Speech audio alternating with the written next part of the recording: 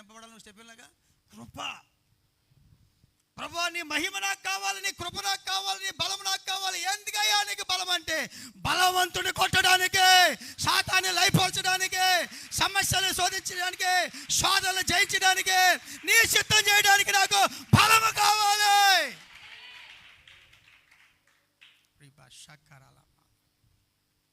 ఆయన ఇస్తానంటే తీసుకుంటాను, నీకేంటి?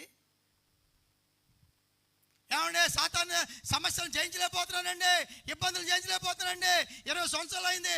నీకు అలాగే ఉంటే మీ అందరికీ చిన్న పోరాటాలు ఉంటే నాకు ఎన్ని పోరాటాలు ఉన్నాయి కూడా నిలబడుతున్న కారణం అని తెలుసు. ఆయన అభిషేకం అంతే, ఆయన సన్నిధి అంతే, ఆయన కృప అంతే, ఆయన కనికరం అంతే.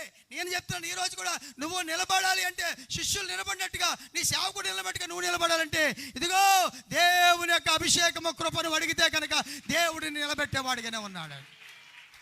గట్టిగా స్తోత్రం చెప్పు.